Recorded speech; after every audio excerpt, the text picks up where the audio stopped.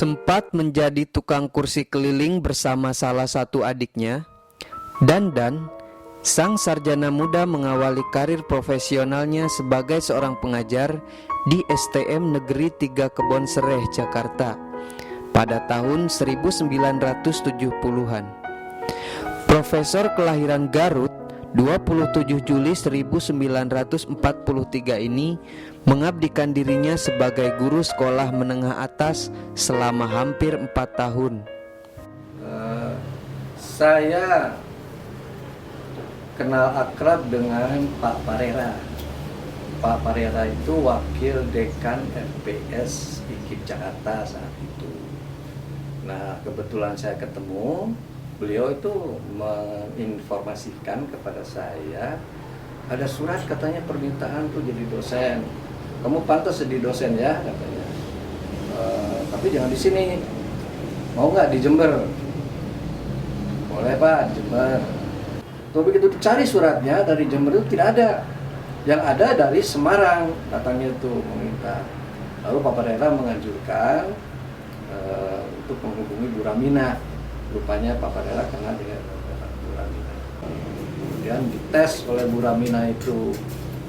Ternyata saya itu skripsinya juga tentang pembelajaran waktu itu.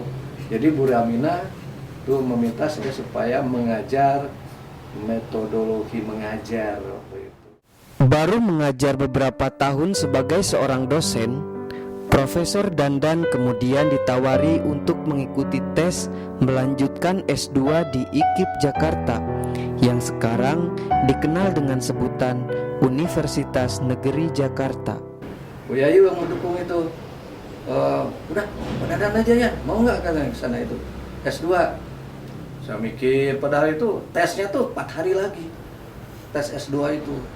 Kemudian saya mikir-mikir, sanggupi saja. Boleh Bu, saya akan mencoba, belajar begitu tes S2 itu bagaimana gitu kan. Semangat aktivis mudanya ternyata masih membara.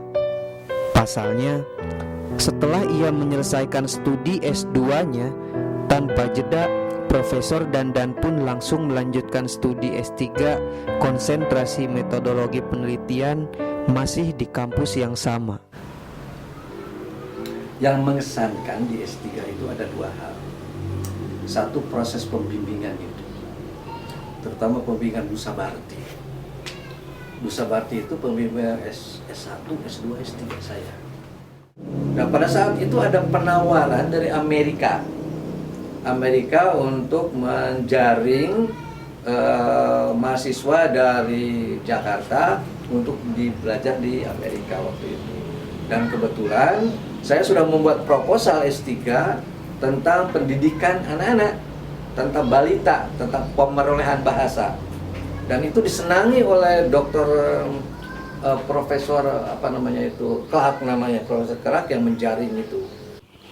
Pada tahun 1993, tepatnya di usia yang ke-50, ia diangkat menjadi kajur Bahasa dan Sastra Indonesia di tempatnya mengajar, Universitas Negeri Semarang, sampai dengan tahun 1996. Ternyata Profesor Dandan yang dikenal galak dan keras oleh para mahasiswanya saat mengajar bertolak belakang dengan kehidupannya sehari-hari. Justru di mata keluarga, ia adalah sosok yang hangat dan penyayang. Bapak di mata ibu orang baik-baik aja, terus memang kalau apa-apa disiplin. Yang saya salut, pokoknya dia itu pengennya belajar anak-anaknya tuh biar maju seperti beliau. Ya, Prof Dandan itu unik. Nah, hal itu barangkali bisa kita teladani dari beliau.